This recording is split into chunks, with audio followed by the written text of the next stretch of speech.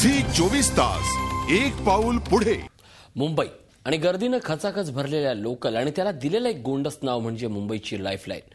पण यापुढेही जाऊन मुंबईची लोकलची गर्दी कमी करायची असेल, प्रवास सुखकर करायचा असेल तर प्रस्तावित मेगा रेल्वे प्रकल्पांना मान्यता मिळण्याची गरज निर्माण झाली आहे। त्यामुळे दरवर्षीप्रमाणे मुंबई आणि परिसरातील रेल्वे प्रवासी हे रेल्वे अर्थसंकल्पाकडे डोळे लावून बसले आहेत।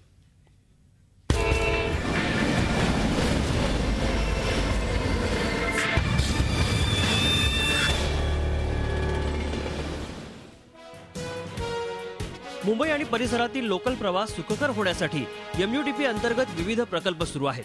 मात्र त्या व्यतिरिक्त काही मेगा रेल्वे प्रकल्प गेली काही वर्ष चर्चेत आहेत। यापैकी सर्वात महत्त्वाचा म्हणजे चर्चगेट विरार एलिव्हेटेड रेल्वे मार्ग।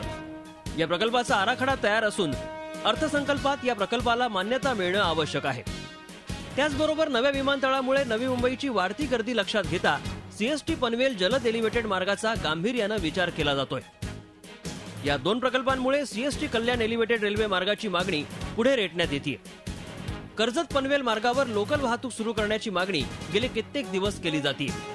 त्याचबरोबर पेण मुंबई अशी लोकल सेवेची मागणी काही प्रवासी संघटनांनी लावून धरली।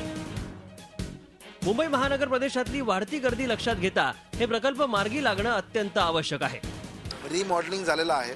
ठाणे स्टेशनला आम्ही बीओटी मध्ये पीपीपी मध्ये घ्यावा आणि साधारण 500 कोटीचा प्रकल्प जीएम आणि सेंट्रल रेल्वेने केलेला आहे। त्या प्रकल्पाची मान्यतेसाठी लवकरच सीआरबी म्हणजे सेंट्रल रेल्वे बोर्ड या ठिकाणी परवानगी देईल अशा पद्धतीचं त्यांनी आताच या ठिकाणी आम्हाला सांगितलेलं आहे। पेण मुंबई थेट सेवा तरी आपण सुरू करावी, जेणेकरून या भागातील अत्यंत ताजा प्रतीचा माल जो आहे, तोंडली आहे, अल्फान्सो आहे आणि चांगल्या प्रकारे फळफळावळ आहे, तसेच या ठिकाणी चांगल्या प्रकारची ताजी मच्छी आहे। याची जर मुंबईमध्ये लवकरात लवकर आपल्याला जर मुंबईच्या मार्केटमध्ये विक्रीसाठी हा माल दाखल करायचा असेल तर आपल्याला पेण मुंबईची गरज आहे। हे सर्व प्रकल्प राज्य सरकार आणि रेल्वे यांच्या 50% भागीदारीवर आधारित आहेत। त्यामुळे फक्त रेल्वेनं आणि राज्य सरकारनं नव्हे तर खासदारांनी प्रकल्पाची मागणी पूर्ण होण्याकरता जोर लावणं गरजेचं आहे। झी 24 ताससाठी अमित जोशी, मुंबई। झी 24 तास एक पाऊल पुढे।